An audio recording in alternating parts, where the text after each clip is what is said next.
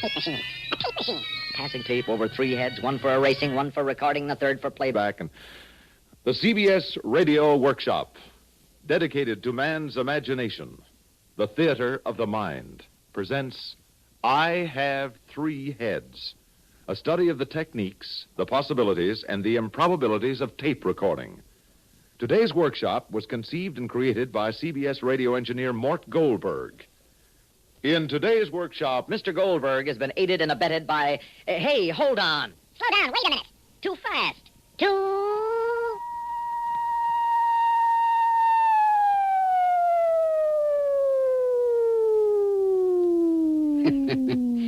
That was Stu Metz.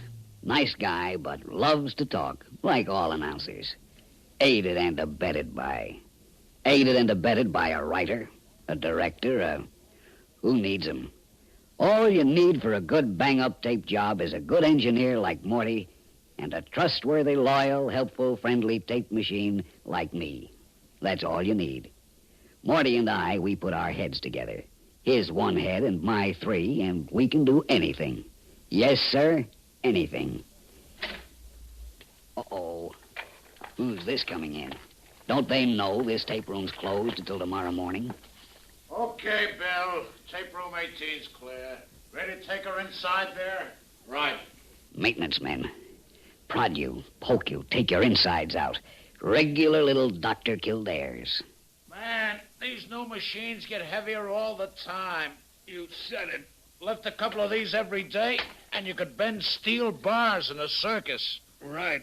New machine. What gives? Am I on the way out? Okay. Let's put it down for a minute and rest. I'm tired, boy. Get a cable. We'll have to stretch it to the new box. Over in the corner. Got it. Well, what are you waiting for? What about tools? You got 'em? All except the wrench that fell out of my pocket. In the elevator. I'll go get it. Easy. Let's take the old machine out or we won't have room to work. These tape rooms aren't any bigger than a cell. Right. Which one of these old machines goes? Don't you know? I don't know. Won't you?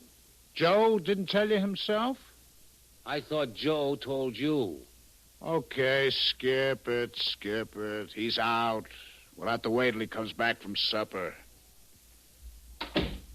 Well, that's maintenance men for you. They can tell you transistor 205 connects to pole 83 on the BX sub-transformer, but when it comes to replacing one of the 3 experienced machines in this tape room, they should go back to plumbing. Sure hope it won't be me. Say, maybe this new machine knows who he's replacing. Hi, new here, aren't you? That's obvious at first glance, I should say. Well, we were all bright and new once. I'm Howard Ampex, Model 200. And you? Gerald Ampex, Model 350. We must be cousins. Distant, I'm sure. Wait till this time tomorrow. Wait till you've worked 12, 14 hours steadily. Fast forward, rewind, stop, edit, fast forward, stop, edit, fast forward, dub, loop, rewind. I hope I'll see you after a week. I doubt whether you will. What do you mean by that? I saw how you trembled when I was ushered in a few minutes ago. You're quite sure I'm here to replace you, aren't you? Oh, am I? I heard those maintenance men talking. I remember every syllable of every word, like a good tape machine should. I'm quite aware of what they said. Are you? Let me play them back to you. Remember? The tape room door opened, and then Frank and Bill started talking. Okay, Bill. Tape room 18's clear. Right. The new machine inside there? Right. Well, what are you waiting for? Let's steal her. What about Joe? Joe comes back from supper. Get a wrench and stretch him out in a box. Right.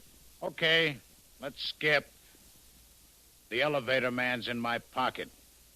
Let's lift, take her out, and sell her.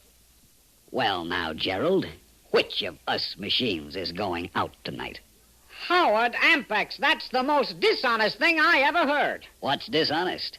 I didn't change a word. You changed the order of the words. You changed the whole implication of their conversation.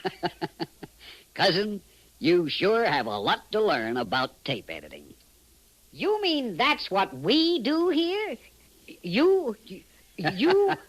Certainly not. We don't change meanings, that is. You're right. It is dishonest. That's why tape recordings are thrown out in the courts of most states.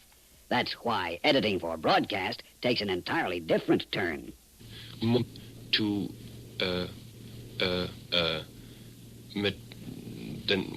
That there was a... What's that? A voice on the tape room floor. Just part of a day's work. An hour's work, more or less. It took a whole hour to get that? Let me explain. This morning, Morty came in with a fella named George Vikas. Produces a show called Update. Vikas and Morty had a German student on a piece of tape. I got to know a few students. My own impression from America students was that there was a... Now, Gerald, is that that clear? there's more. Well, it's in rather people hard of to this get the country drift. than, Of course it was. With radio, people are listening on small sets. People are listening in cars. Things have got to be very clear. You play something like that, all over the country, people think something's wrong with their radio. So how did you save the country? What? Oh, Morty and I go to work. Morty wants to start at the beginning of the student's words, so he punches me into rewind.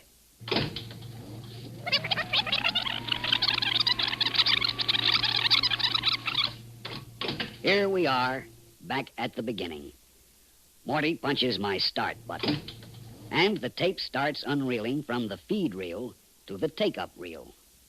It passes by my three heads, one for erasing, the second for recording the sounds and words that are fed into it, and the third for playing back what's already on the tape. It's this third, the playback head, we're using now as we catch the student's first words.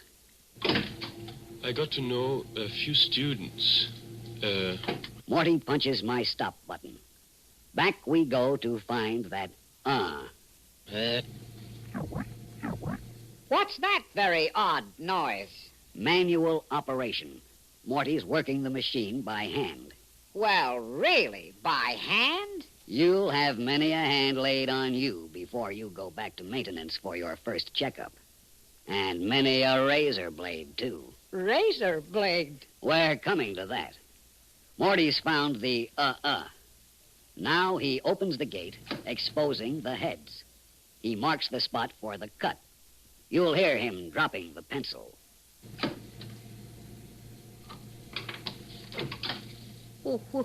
Where's the razor blade? My boy, never let it be said we tape machines give any external evidence of the anxiety, the pain, the shock of having a sharp razor blade passed across us a dozen times an hour.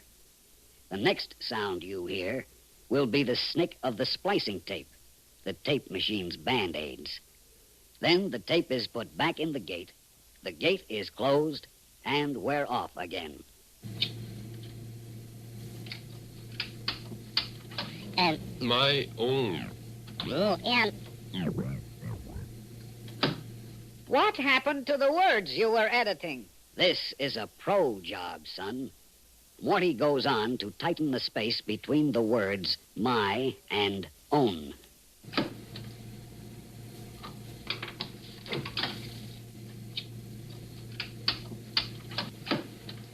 There you have it. Now you'll hear what Morty's edited so far. Taking out the tightening the space between the my and own. A few students. My own impression. Oh. Another to come out. And an im from that impression. So Morty makes a mark after my own, pulls the tapes by hand this time, and marks the tape ready to cut after the first im. My own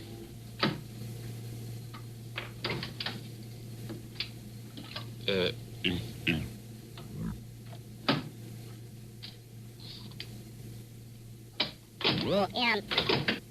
That was me, rewinding.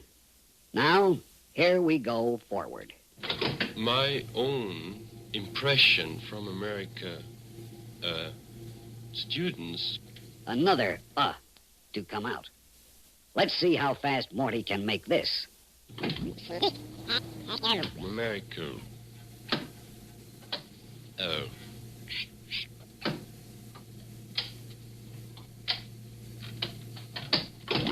Impression from America students was that there is more Stop. in. What's the matter, Gerald? Are you shaking your heads? Howard, it can go like this all day? It's a tough grind, but let me show you how it will sound after an hour or so. That's when you're proud of yourself and your engineer. I got to know a few students. My own impression from America students was that there is more in the people of this country than that kind of materialism which the tourists expose. Well, that's very interesting. That's... Howard, are you crying? Excuse me, Gerald. It's just so clear, so beautiful, the work I do. Too bad I haven't some soft music for your emotional jag. Music. Now, that's where you can have some fun. Have you seen My Fair Lady? My Fair Lady? What's that? A musical show I wrote. Oh, you? Well, I helped, in a way. Morty and I taped some of Julie Andrews' Cockney pronunciations, and Mr. Harrison making with phonetics. And we taped a funny babble of women's voices you hear on the My Fair Lady record, too. They promised me 2 seats, but I never got them. Yes. Did I mention that I play classical music extremely well? You did? As a matter of fact, you'll probably be very good at cleaning tapes. Cleaning tapes? Bringing foreign tapes up to American broadcast quality. Jim Fassett, he's our music commentator who has a program here on Sunday afternoons, World Music Festivals. He goes to Europe and brings back orchestras and singers in concerts American audiences might never hear. But listen.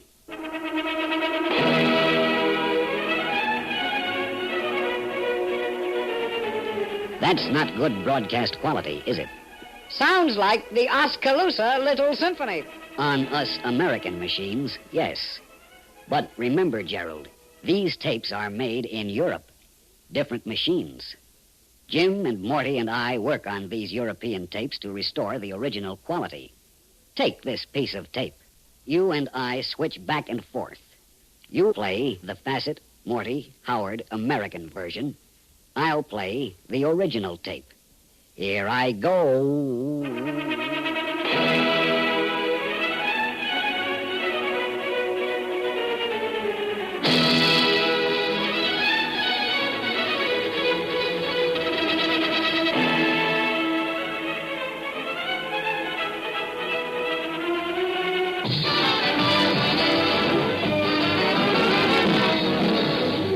We're a little late, so good night, folks. What in the world was that? A piece of Jack Benny tape that Morty and I lost this afternoon. Wondered where it was. Does this happen often? Not often enough to my way of thinking. Boy, could we have fun. Boy, oh boy, oh boy. However, let me give you a case of where Morty and I did mix some tapes deliberately. You like band music? Military, college, circus, jazz, or street corner? Military. Not one, but 4 of them. This same fella, Vikas, that I told you about, he and Morty and I put together an audition for a show that hasn't been broadcast yet. A show called Sounds of the World. That music is the band up at West Point playing. We also got tapes of a band at Buckingham Palace, another band from France, and still another band playing in Red Square in Moscow. We also got tapes of 4 sergeants, one from each country, and let them give the command to march. For international cooperation, how do you like this? Company! Fusil sur l'épaule!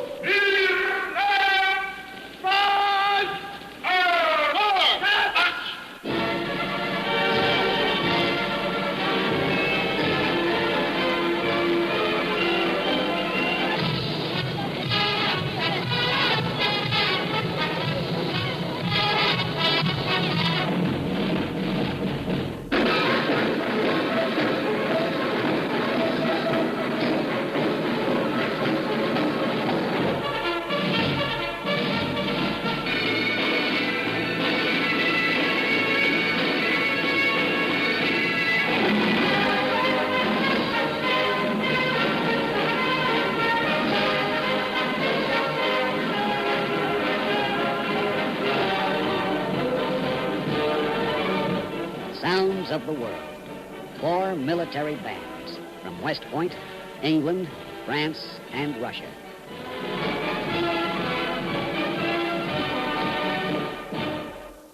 Maybe they ought to trade the UN for a good tape machine, eh, Gerald? I like that, Howard. Sort of liked it myself, if I do say it as shouldn't.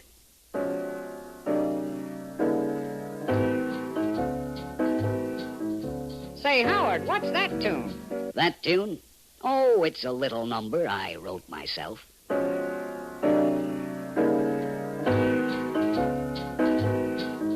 Oh, before or after you wrote My Fair Lady? Well, to edit this statement correctly, I, little old Howard Ampex of Tape Room 18, am probably the only tape machine that had a song especially arranged for him. For years, Morty has played tape backwards and forwards and upside down. But he has never had the chance, until just the other day, to find out what happened when an orchestra taped a song backwards, and then I played it forward again. Says Morty to himself, what happens to the instruments? So that's where Hank Silverne entered. And this is how Hank arranged T for 2 straight.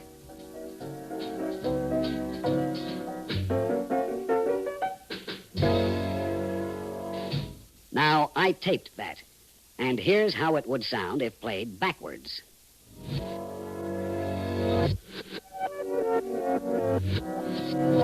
You see? Almost everybody's done that, including the 2 million people who own home tape recorders. But now came the job of orchestrating T for 2 backwards, so that the musicians began with the last note and played it through to the first note. Here's how that sounded.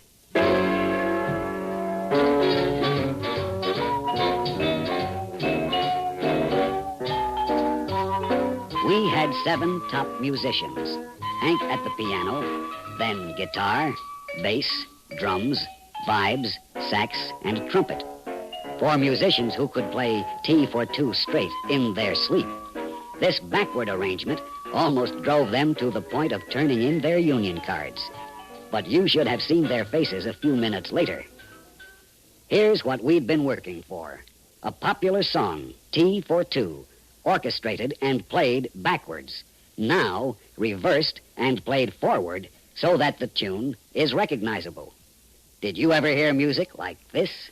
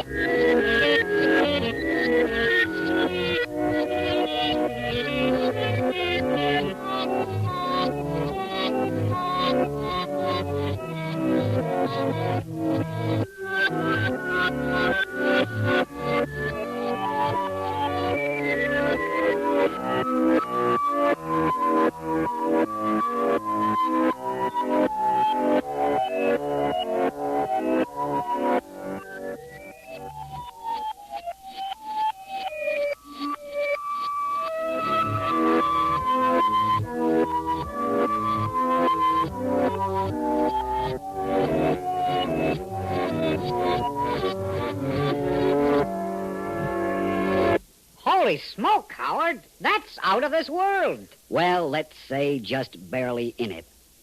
First time anybody but Morty and me and Hank and a few others have heard that music. Gosh, Howard, I feel so low. Low? About what? I didn't recognize you as a pioneer.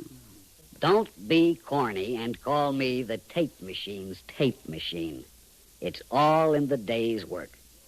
Come on, cheer up, Gerald. Uh-oh, someone's coming. Well, Bill, all set to get this new machine rolling?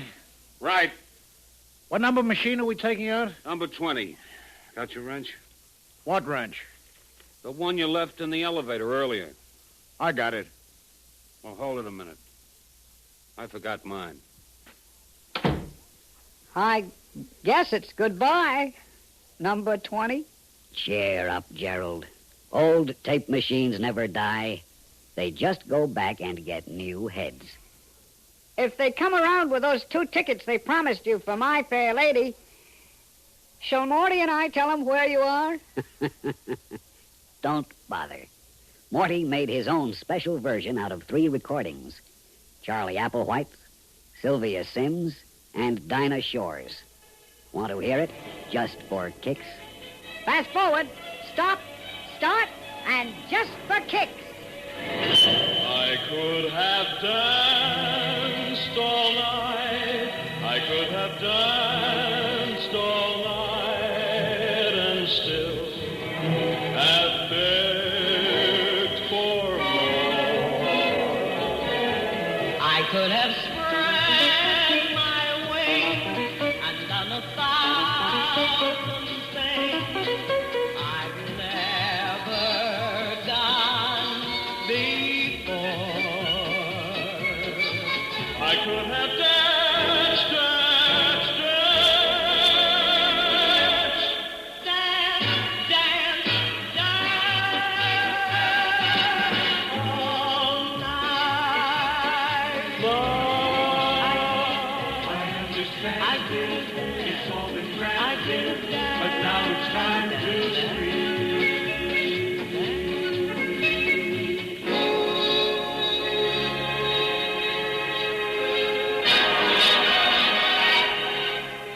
Today's workshop, I Have 3 Heads, was conceived and created by CBS radio engineer Mortimer Goldberg.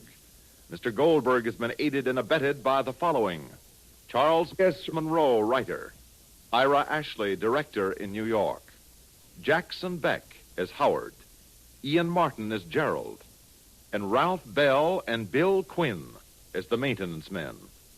Hank Silverne, arranger and conductor. Stuart Metz, your announcer. The workshop wishes to thank James Fassett, Irving Gitlin, George Bekas, and others who contributed portions of program material used today. Next week, from Hollywood, a satiric fantasy written by and starring Stan Freberg about the entertainment competition in a desert spa roughly paralleling Las Vegas. America listens most to the CBS Radio Network.